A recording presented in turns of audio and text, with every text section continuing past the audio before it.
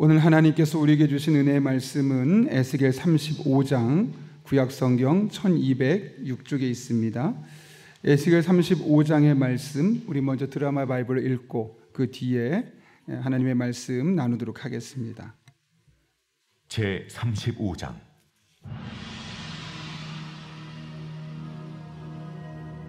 또 여호와의 말씀이 내게 임하여 이르시되, 인자야, 내 얼굴을 세일산으로 향하고 그에게 예언하여 이르기를, 주 여호와께서 이같이 말씀하시되, 세일산아, 내가 너를 대적하여 내 손을 내 위에 펴서 내가 황무지와 공포의 대상이 되게 할지라. 내가 내 성읍들을 무너뜨리며 내가 황폐하게 되리니 내가 나를 여호와인 줄을 알리라.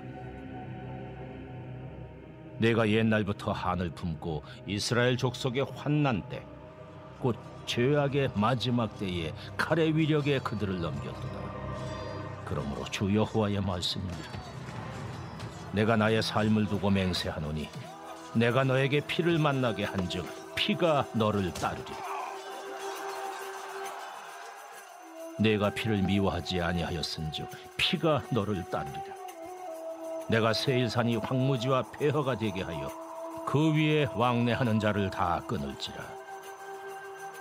내가 그 죽임당한 자를 그 여러 산에 채우되 칼에 죽임당한 자를 내 여러 맷뿌리와 골짜기와 모든 시내에 엎드러지게 하고 너를 영원히 황폐하게 하여 내 성읍들에 다시는 거주하는 자가 없게 하리니 내가 여호와인 줄을 너희가 알리라. 내가 말하기를, 이 두 민족과 두 땅은 다 내 것이며 내 기업이 되리라 하였도다. 그러나 여호와께서 거기에 계셨느니라. 그러므로 주 여호와의 말씀이니라. 내가 나의 삶을 두고 맹세하노니 내가 그들을 미워하여 노하며 질투한 대로 내가 내게 행하여 너를 심판할 때에 그들이 나를 알게 하리라. 네가 이스라엘 산들을 가리켜 말하기를, 저 산들이 황폐하였으므로 우리에게 넘겨주어서 삼키게 되었다 하여 욕하는 모든 말을 나 여호와가 들은 줄을 네가 알리로다. 너희가 나를 대적하여 입으로 자랑하며 나를 대적하여 여러 가지로 말하는 것을 내가 들었노라. 주 여호와께서 이같이 말씀하셨느니라. 온 땅이 즐거워할 때에 내가 너를 황폐하게 하되 이스라엘 족속의 기업이 황폐하므로 내가 즐거워한 것 같이 내가 너를 황폐하게 하리라.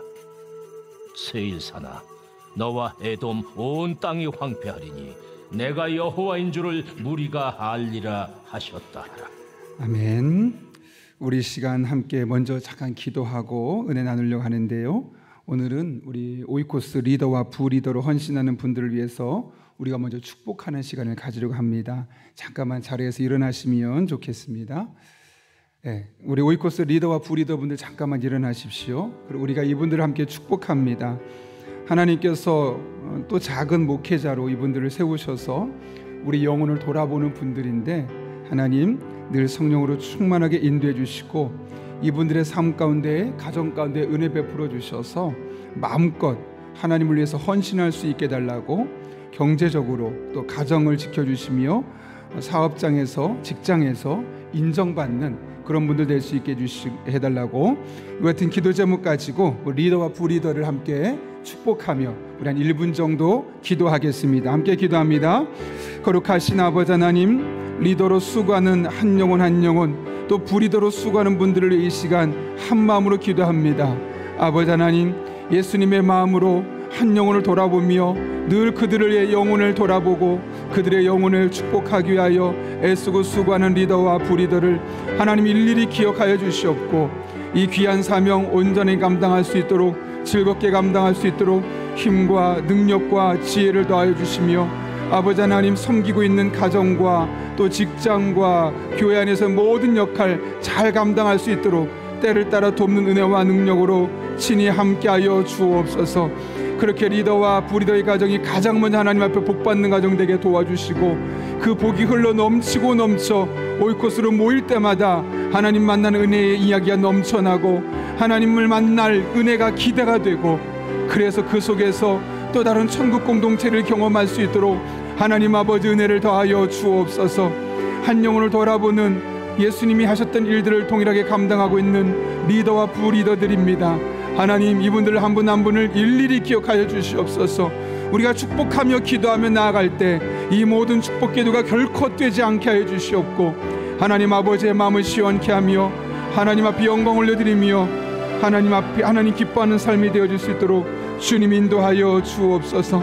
매 순간 하나님의 은혜를 삼으며 믿음으로 나아갑니다. 주님께서 친히 함께 주셔서 리더와 부리더의 삶을 통해 하나님을 섬기는 삶이 얼마나 복된 삶인지를 우리 성도들이 목도할 수 있도록 은혜를 더하여 주옵소서.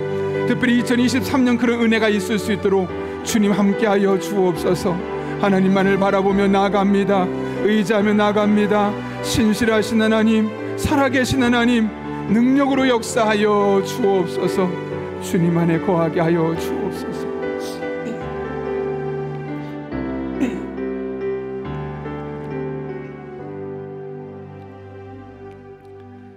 거룩하신 아버지 하나님, 우리 교회 오이코스를 지난 연말에 개편할 수 있게 인도해 주시고 또 새롭게 리더와 부리더로서 우리 오이코스를 섬길 수 있는 은혜 베풀어 주신 것 진심으로 감사를 드립니다. 이 시간 우리 교회 중추적인 역할을 감당하는 리더와 부리더들 가정을 축복하며 이 시간 기도합니다. 하나님께서 그들에게 늘 때를 따라 돕는 은혜를 베풀어 주셔서 성령 충만하게 하시고 하나님 주시는 지혜와 능력으로 가정 속에서 직장 속에서 무슨 일을 맡겨도 탁월함을 드러내고 하나님의 영광을 드러낼 수 있는 복된 사람들 되게 하여 주옵소서. 귀한 사명을 감당함에 있어 여러 가지 장애물들이 있을 수밖에 없습니다. 그럴 때마다 하나님께서 장애물을 뛰어넘을 수 있는 믿음을 주시고 특별히 이런 일들을 감당함에 있어서 삶의 문제가 장애물이 되지 아니하도록 가정을 하나님께서 단단하게 붙잡아 주시고 자녀들 앞길을 선한 길로 인도해 주시며 직장과 사업장에서 하나님의 영광을 드러내고 탁월함을 드러내며 귀하고 멋지게 쓰임받는 하나님의 사람들 되게 하여 주옵소서.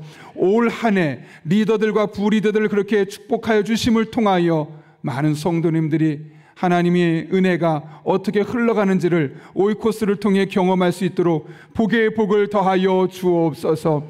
오늘도 하나님의 은혜를 삼아하며 간절한 기도 제목을 담아 하나님 앞에 예물 드리는 손길들이 있습니다. 하나님, 그 손길들을 일일이 기억해 주시옵고 부족한 종이 그들을 위하여 한 사람 한 사람 축복하며 기도할 때 우리의 모든 기도가 결코 헛되지 아니함을 우리들의 삶을 통해 경험하게 하여 주옵소서. 마음은 간절하나 여러 가지 어려운 형편으로 말미암아 하나님 앞에 예물 드리기 어려운 손길들이 있습니다. 하나님, 그 마음을 받아주시고 그들의 삶에 동일한 은혜로 함께하여 주옵소서. 오늘도 부족한 종 안수하며 나아갈 때 축복의 통로로, 은혜의 통로로, 하나님 일하시는 통로로 쓰임받는 복된 시간 되게 하여 주옵소서. 예수님의 이름으로 기도하옵나이다. 아멘. 우리 리더와 부리들을 축복하며 박수하겠습니다. 예, 감사합니다. 오늘 한 가지만 더 광고하면 성금요일 성찬 예배를 오늘 7시 30분에 이곳에서 하게 됩니다. 우리 기도하는 마음으로 동참해 주시면 좋을 것 같습니다. 여러분 혹시 신앙생활을 하면서 내 신앙이 지금 어떤가, 잘 하고 있는가, 혹은 내 신앙에 문제가 생겼는가, 여러분만이 측정할 수 있는 어떤 기준이 있습니까? 여러분뿐만 아니라 저 사람의 신앙이 지금 좋은가 아니면 뭔가 조금 문제가 생기고 있는가를 혹시 여러분만이 측정할 수 있는 어떤 기준이 있습니까? 성경 말씀 보게 되면 이 사람이 신앙이 현재 괜찮은가 그렇지 않은가를 측정할 수 있는 여러 요소 중에 하나가 바로 관계임을 보게 됩니다.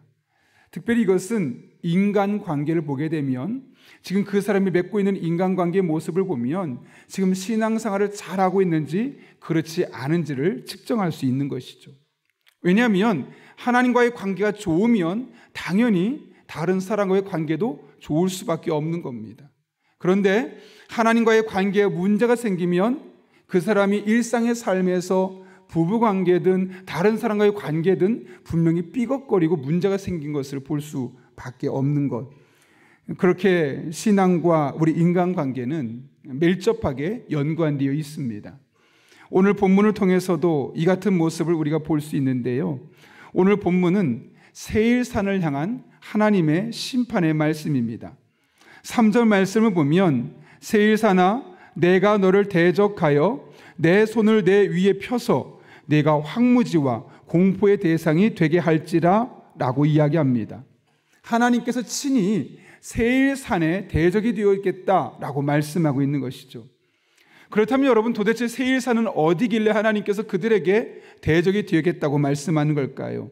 세일산은 에돔족 속에 살고 있었던 삶의 근거지입니다. 따라서 여기서 세일산을 심판하겠다라는 말은 단순히 산을 심판하겠다는 것이 아니라 세일산에 거주하고 있었던 에돔 족속들을 심판하시겠다는 것이죠. 실제로 15절 말씀 보면 에돔 온 땅이 황폐하리라 라고 말씀하시며 세일산과 에돔을 동일화하고 있음을 볼 수 있습니다. 여러분, 그런데 에돔은 역사를 흘러 올라가게 되면 결국 이스라엘 백성들과 하나였음을 보게 됩니다. 여러분이 잘 아시는 것처럼 에돔의 조상이 누구입니까? 에서죠. 에서의 형제가 누구죠? 야곱이죠. 그러니까 이삭의 아들인 에서와 야곱은 형제였습니다. 한 형제였는데 왜 하나님께서 야곱의 족속인 이스라엘 백성들은 끝까지 품어주시고 있지만 이렇게 에돔 족속은 심판하시겠다라고 말씀하는 것일까요? 오늘 본문 5절과 6절 말씀 한번 같이 읽어볼까요? 같이 읽습니다. 시작. 내가 옛날부터 한을 품고 이스라엘 족속의 환난 때 곧 죄악의 마지막 때에 칼의 위력을 그들에 넘겼도다. 그러므로 주 여호와의 말씀이니라. 내가 나의 삶을 두고 맹세하노니 내가 너에게 피를 만나게 한즉 피가 너를 따르리라. 내가 나를 피를 미워하지 아니하였은즉 피가 너를 따르리라. 아멘.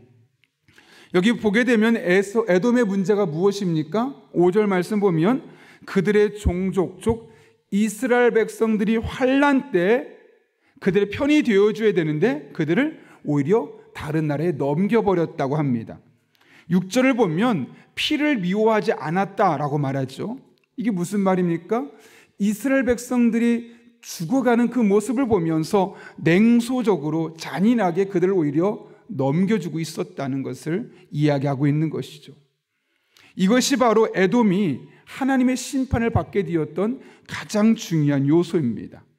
동포임에도 불구하고 도움이 되기는커녕 멸망해가는 이스라엘을 돕지 않고 오히려 그들이 피 흘리며 죽어가고 고통당하는 모습을 보며 냉소적으로 바라보고 있었던 그 이스라엘 에돔 족속들의 그 모습을 보며 하나님은 그들을 심판하실 수밖에 없었다는 것이죠.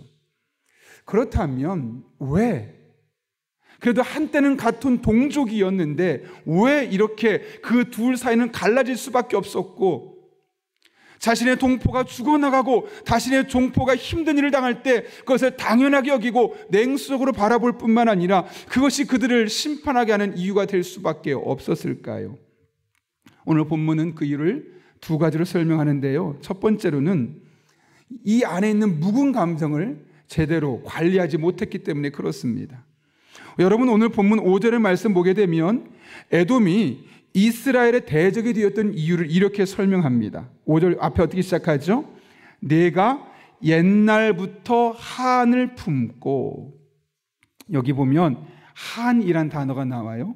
한이란 단어가 히브리어 단어를 보게 되면 에바라는 뜻인 단어인데 증오심, 적개심 그런 뜻을 갖고 있는 겁니다. 우리도 그런 말 자주 쓰죠. 한을 품었다고. 누가 한을 품으면 온유에도 서리가 내린다는 말이 있지 않습니까? 그런 말이 있을 정도로 그 한을 품는다는 말은 우리는 이미 익숙하게 알고 있는 용어들입니다. 그래도 오늘 본문을 보게 되면 지금 이 에돔 족속이 이스라엘 백성들을 향해서 그 안에 한을 품고 있었다는 겁니다. 여러분이 잘 아시는 것처럼 야곱과 에서는 한 형제였지만 야곱이 팥죽 한 그릇으로 형을 속이면서 장자권이 뒤바뀌는, 그 축복권이 뒤바뀌는 것을 보게 되었습니다. 그것이 에돔 족속의 조상 때부터 그 가정에 계속해서 에돔 족속들에게 흘러내려왔던 이야기들입니다. 쟤네들이 우리의 축복권을 바꿔가서 우리가 이렇게 고통스럽고 힘든 시간을 보내고 있는 거야. 그리고 하나님이 그런 것을 그냥 두고 보셨다고 하면서 결국 야곱의 족속들은 오늘날 우리가 알고 있는 이스라엘 백성들의 모습으로 갇혀가지만 에돔 족속은 하나님을 떠나고 하나님과 전혀 상관없는 이방인의 모습으로 살아가게 되었던 겁니다. 지금 그런 상황 속에서 이 에돔 족속들의 마음속에 한이 있었다는 거죠. 중요한 것은 살다 보면 사람들의 마음속에 누군가로 말미암아 한이 생기고 증오심이 생기고 적개심이 생겨날 수 있습니다. 에돔의 문제는 그것을 잘 관리하지 못했다는 것이죠. 여러분, 오늘 본문 말씀에 내가 옛적부터 한을 품었다고 이야기합니다.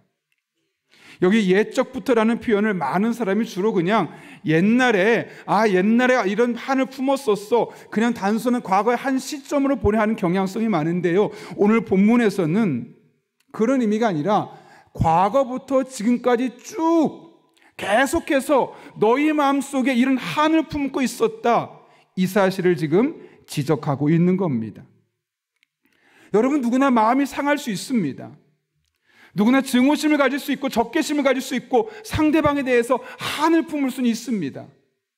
그런데 그것이 한순간으로 끝나야지 그것을 계속해서 품어서 내 안에만 머무는 것이 아니라 내 후손에게, 그 다음 자손에게 계속해서 물려주어서 오늘 본문처럼 옛적부터 계속해서 이런 한을 품게 하게 된다면 결국 그것은 인간관계를 무너뜨리게 되어 있고, 결국 그것을 통해서 믿음 생활에 장애가 생기게 되어 있고 하나님의 심판을 받을 수밖에 없음을 오늘 본문은 우리에게 말씀하고 있는 겁니다. 에돔 족속이 한때 그 한을, 그 마음의 상처를 잘 관리하지 못했기 때문에 누구보다 좋아야 될 그 관계가 적대적인 관계가 되었고, 이스라엘 백성들이 피를 흘리며 죽어갈 때 안타까워하고 그들 위해 기도하는 것이 아니라 당연하다고 하며 냉수적으로 즐기는 괴물 같은 민족으로 변하게 되었던 겁니다. 살다 보면 누구나 사람에게 상처받을 때가 있습니다. 정말 나의 마음을 긁는 말을 하거나 행동을 하거나 어떤 구체적인 사건을 통해서 우리 마음에 상처를 주고 그것이 이어지다 보면 한으로 맺혀질 때가 있습니다. 그리고 어떤 때는 그렇게 정말 힘든 일 때문에 그런 어려움을 겪기도 하지만 어떤 때는 정말 가볍게 했던 그 한마디 말이 그 사람에게는 가장 힘든 말이 되어서 그 마음에 한이 되고 마음이 상할 때가 있습니다. 어떤 때는 배우자에게, 어떤 때는 자녀에게, 어떤 때는 목회자에게, 또 어떤 때는 성도와의 사이에서 가볍게 던졌던 농담이 상대방의 마음속에 한을 품게 만들 수도 있는 것이죠. 혹은 그렇게 상대방의 가벼운 말로 내 안에 한이 생길 수도 있는 겁니다. 중요한 것은 이렇게 내 안에 생긴 이 부정적인 감정, 증오심과 적개심과 한이라는 이 감정을 잘 풀어나면 그것이 나의 삶의 은혜가 되는데, 잘 해결하지 않고 내 안에 꼭꼭 담아두고 있으면 결국 그것이 내 안에 독으로 돌아가게 되어 있다는 겁니다. 이와 관련해서 사도 바울이 우리에게 아주 중요한 교훈을 하나 남겼죠. 에베소서 4장 26절과 27절 말씀인데요, 이런 말씀이 있습니다. 분을 내어도 죄를 짓지 말며 해가 지도록 분을 품지 말고 마귀에게 틈을 주지 말라. 분을 내어도 죄를 짓지 말며 해가 지도록 분을 품지 말고, 여러분이 이 말씀을 오해하면 안 됩니다. 믿는 사람은 분을 내어도, 즉 화를 내면 안 되는구나, 그런 말이 아니죠. 분을 내어도라는 말은 무슨 말입니까? 상처받을 수 있고 그 마음을 힘들게 하는 사건들이 있을 때 누구나 화를 낼 수 있다는 겁니다. 그 안에 누구나 증오하는 마음, 적개심이 생길 수 있다는 겁니다. 그런 상처난 마음을 누구나 가질 수는 있는데 그것 때문에 남들을 미워하거나 남들을 공격하는 죄를 짓지 말라는 것이죠. 그리고 그런 죄를 짓더라도 그것이 한이 되어서 증오심이 되었고 적개심이 되어서 오랫동안 그를 용서하지 못할 수 있지 않도록 해가 지도록 분을 품지 말라는 겁니다. 그날 끊어버리라는 거죠. 어떻게 하든 그날 문제는 그날 해결해서 그 문제가 그 다음날로 이어지고 그 다음날로 이어져서 한순간의 마음의 상처가 누군가를 위한 한 분노심, 적개심으로 이어지지 아니하도록 마음을 준비할 것을 이야기하고 있는 겁니다. 왜요? 그렇게 하지 않으면 어떤 일이 생깁니까? 마귀에게 틈을 주는 겁니다. 마귀가 그 분노의 마음을 비집고 들어와서 처음에는 단순한 상처였는데, 불편한 마음이었는데, 누군가를 향한 지속적인 한으로서 증오하는 마음으로 적개심을 가지고 그를 바라보도록 만들어서 인간관계를 파탄을 만드는 겁니다. 부부관계가 그렇게 깨어지는 것이고 부모와 자녀의 사이에도 문제가 생길 수 있는 것이며, 한피, 예수 그리스도로 한피를 나눈 교회 안에서도 그렇게 원수 같은 원수가 없을 정도로 인간관계가 깨어지는 것을 우리가 많이 보지 않습니까? 처음에는 단순한 마음의 상처로 끝날 수 있고 단순한 분을 내는 것으로 끝날 수 있는데, 그것을 그날 끝내지 않으면 결국 그것은 한으로, 적개심으로, 공격하는 마음으로 궁극적으로는 인간관계를 무너뜨리고 그것이 하나님과의 관계도 영향을 줄 수밖에 없는 것임을 우리는 잊지 말아야겠습니다. 그러므로 여러분, 우리가 살다 보면 사실 누군가에게 상처받을 때가 있습니다. 아무리 마음이 튼튼한 사람이라 할지라도, 심리학을 전공하고 상담학을 전공한 사람이라 할지라도 눈빛 하나만으로도 마음에 상처받고 마음에 화가 날 때가 있습니다. 그런데 그것을 또 다른 화로, 또 다른 죄를 짓는 것으로 만들어가지 마시길 바랍니다. 그리고 그것이 그 다음날 넘어가지 아니하도록 어떻게 하든 그날 풀어낼 수 있기를 바랍니다. 여러분의 힘으로 안 되면, 여러분의 능력으로 안 되면 하나님께 기도하십시오. 하나님, 저 사람 때문에 너무 힘들어요. 저 사람이 정말 싫어요. 이대로 가면 제가 정말 증오할 것 같아요. 그러니 오늘 밤 어떻게 해서라도 제가 기도할 때 이 문제 풀어주세요. 제 남편과의 문제, 제 아이들과의 문제, 저희 부모님과의 문제, 우리 교우들과의 문제, 직장 속에서 나를 괴롭히는 그 누군가의 문제, 하나님 오늘 안에 풀어갈 수 있도록 도와주세요. 그렇게 기도하는 여러분 한 분 한 분 될 수 있기를 바랍니다. 여러분, 세상을 바꾸는 기도는 다른 데 있지 않습니다. 바로 이렇게 내 안에 이 분이 한이 되고 증오심이 되지 아니하도록 하나님 안에 해를 넘기지 않고 그날을 넘기지 않고 풀어가는 과정을 통해 우린 이런 은혜를 경험할 수 있게 되는 것입니다. 바라기는 여러분 안에 어떤 묵은 감정들이 있는지를 한번 돌아보십시오. 가정 속에 있었던 묵은 감정들, 교회에서 신앙생활하며 생겼던 묵은 감정들, 또 직장생활하며 사업하며 누군가 꼬였던 그 묵은 감정들을 오늘 이 새벽에 하나님 앞에 기도로 풀어낼 수 있기를 바랍니다. 그럴 때 여러분 한 분 한 분 마음속에 그 화가, 분을 내는 것이 한이 되지 않게 하시는, 증오심과 적개심으로 이어지지 않게 하시는 하나님의 놀라운 치유의 역사를 경험하게 될 것입니다. 모두 그런 은혜를 경험할 수 있기를 예수님의 이름으로 축원합니다. 그런가 하면 에돔이 망하게 된 두 번째 이유, 무엇 때문입니까? 오늘 본문의 말씀 10절을 같이 한번 읽겠습니다. 시작. 내가 말하기를 이 두 민족과 두 땅은 다 내 것이며 내 기업이 되리라 하였도다. 그러나 여호와께서 거기에 계셨느니라. 여기 10절을 보게 되면 어떤 말을 고백하고 있습니까? 에돔 족속이 말하기를 이 두 민족과 두 땅은 다 내 것이다. 여기 두 민족과 두 땅은 북이스라엘과 남유다로, 원래 이스라엘이 하나였지만 르호보암, 솔로몬의 아들 르호보암 시대가 되면서 북쪽 이스라엘과 남유다로 나뉘지 않습니까? 에돔 족속이 보면서 말하는 겁니다. 저거 원래 내 땅인데, 저거 내 땅이 되어야 되는데 쟤네가 지금 살고 있어, 이러면서 그 땅을 호시탐탐 노리고 있음을 이야기하고 있는 것이죠. 그런데 여러분, 지금 오늘 본문이 뭐라고 말씀합니까? 그러나 여호와께서 거기에 계셨느니라. 그것은 하나님께서 그들에게 주신 땅이었는데 지금 에돔 족속의 문제는 무엇이냐? 그거 우리 땅이 되어야 하는데, 내 땅이 되었어야 하는데 라고 생각하고 있었다는 것이죠. 그래서 그들은 그 땅을 자신들이 가져가기 위해서 바벨론이 이스라엘을 침공할 때 그 땅을 넘겨주는 겁니다. 오히려 이스라엘 편에 서서 도와줘야 되는데 바벨론의 선에 펴서 뒤에서 오히려 그들을 도와주는 과정을 통해서 그 땅을 얻으려고 했던 것이죠. 그러나 결론적으로 보면 그들은 그 땅을 얻지 못하게 되었던 겁니다. 오늘 이 10절 말씀을 통해서 에돔 족속이 가지고 있었던 탐욕을 보게 됩니다. 그 탐욕은 무엇입니까? 하나님께서 이스라엘 백성들을 위해 주신 것도 내가 가지려 하는 그런 탐욕스러운 모습을 보여주고 있는 것이죠.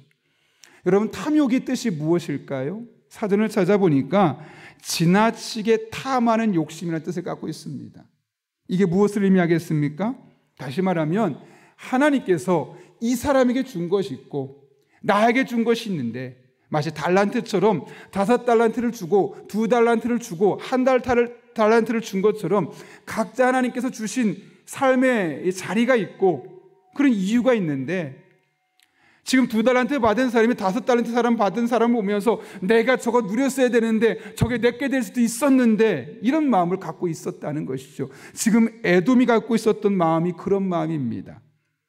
그런 의미에서 탐욕은 다른 말로 하면 자신에게 주신 하나님의 은혜를 만족하지 못하는 것이요, 또 다른 말로 하면 자신의 삶에 베푸신 하나님의 은혜에 대해서 감사하지 못하는 마음이라고 할 수 있습니다. 다른 말로 하나님께서 지금 내 삶에 일하시는 것에 대해서 불만스럽다는 거죠. 불평 갖고 반기를 드는 행동이 다른 말로 하면 탐욕이라는 겁니다.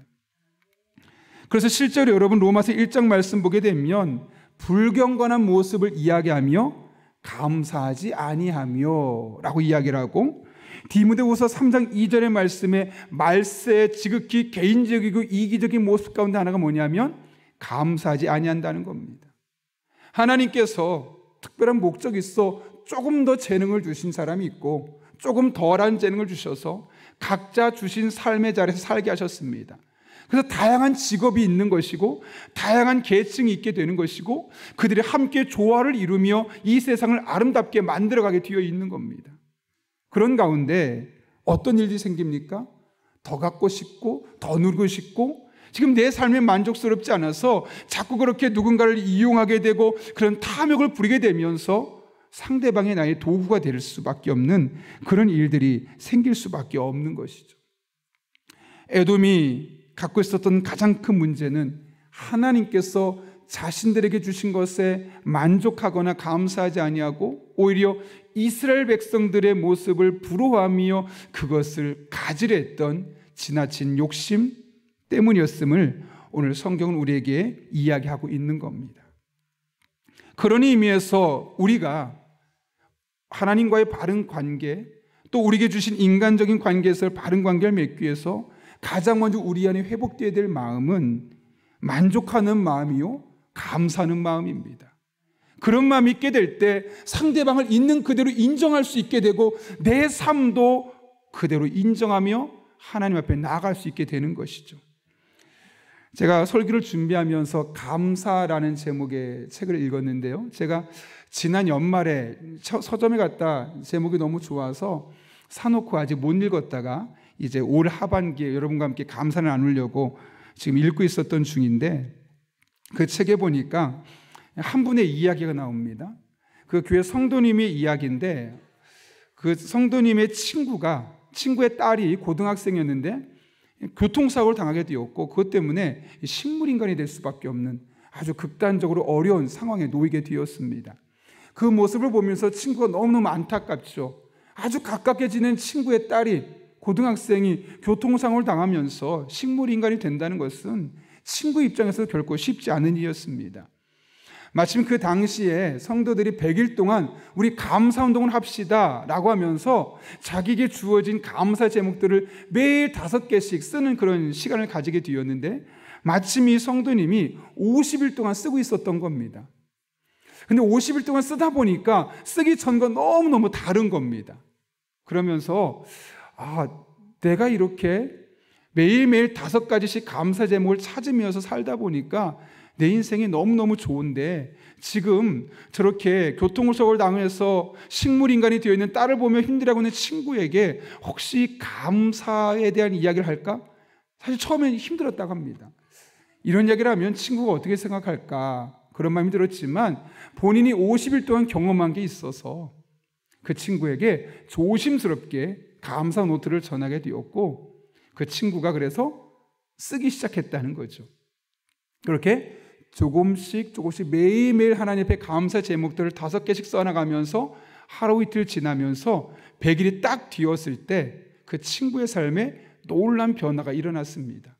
물론 여전히 친구의 딸은 식물인간이 되어서 움직일 수 없는 상황이었지만 신기한 것은 그 친구의 표정과 말과 행동이 100일 전과 180도로 달라졌다는 겁니다. 여전히 딸이 일어나지 못하고 있음에도 불구하고 자신에게 주어진 상황을 감사하기 시작했고, 사실 그녀는 신앙생활을 버린 지 오래됐었지만 다시 고등학교 때 가졌던 그 믿음의 생활이 회복되기 시작했고 하나님 앞에 나와서 예배하는 그런 복된 삶이 회복되게 되었다는 것이죠. 근본적인 문제는 해결되지 않았지만, 딸이 병에서 고침받지는 않았지만 그녀의 마음속에 자신에게 주어진 상황을 감사의 눈으로 바라볼 수 있는 영적인 눈이 열려지게 되었고, 그런 과정을 통해서 오히려 하나님 앞에 자신에게 주어진 상황을 덤덤하게 받아들일 수 있는 그런 믿음의 눈이 열려지게 되었다는 겁니다. 그래서 그 책에서 이렇게 이야기하더라고요. 자신에게 주어진 삶에 감사해라, 만족해라. 감사하기 어렵다면 억지로라도 감사해라. 그러면 그 감사로 말미암은 은혜를 경험하게 될 것이다.